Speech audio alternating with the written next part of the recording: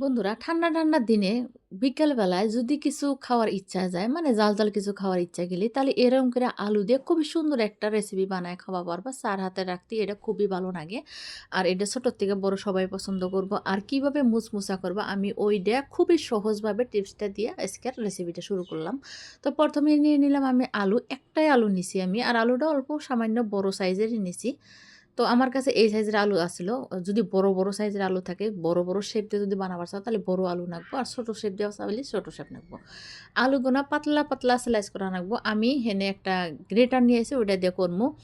আর তোমরা যদি বডি দিয়ে করা পারো তাহলে বডি দিয়ে করলে হইলো, যাতে আলুর পিসটা একদম সমানভাবে থাকে, তেকাশেন ভালো হবো। যদি ভাইঙ্গা ছুটে যায় তাহলে কিন্তু ভালো হবো না। আলুগুনা আমি ২-৩ ধোয়া দিয়ে চকচকা পানি বাই করে নিয়েছি। যখন চকচকা হবো তখন আলুটা কিন্তু ধোয়া হয়ে যায়। আর আমি ১.৫টা আলু নিছি এখানে ব্যবহার করছি। কোনো আলু ছিলাইছি আর কোনোটা ছিলাই নাই।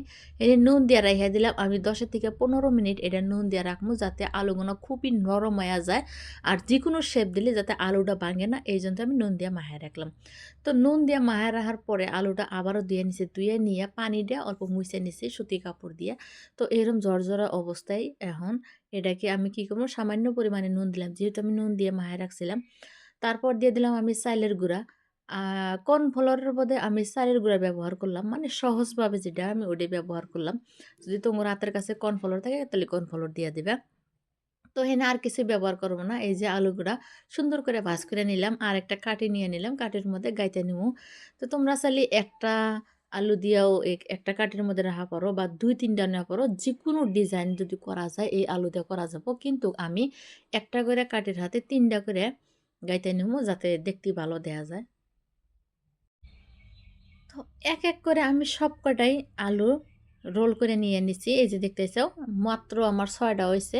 একটা করে কাঠির হাতে ৩ টা করে দিছি। বেশিও দেয়া গেল না, কিন্তু আমি ৩ টা করে দিছি। যেহেতু ছোট কাঠি এটা, আর যাতে শেপটা দেখতে ভালো দেয়া যায়, তো ওই অবস্থা করে নিয়ে নিছি। তো এটা হয়ে গেছে গা। এখন আমি এনাকে কি করব, ভাজবো।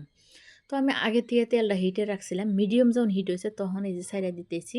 আর ছাইড়া দেওয়ার হাতে দেখো কিরকম অবস্থা হইছে। মানে লাহে এটা ভাইসা উঠতেছে। আর এটা কিন্তু খুবই একদম মুসমুসে হয়ে যাব। খাবা যে কুরকুর শব্দ করব। এরকম মুসমুসে হয়ে যাব।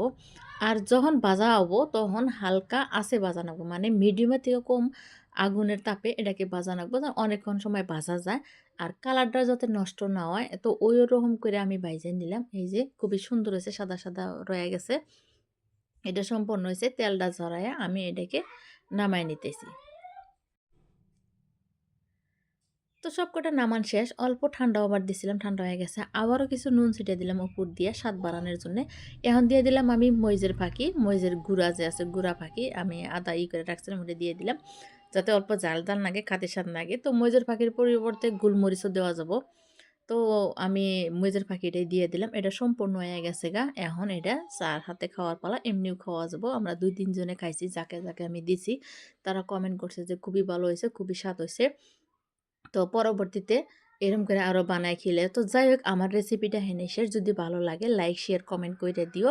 আর সুন্দর হাতের আঙুল দিয়ে একটা সাবস্ক্রাইব করে দিতে ভুইলো না। তো আজকের মতো বিদায় নিতেছি।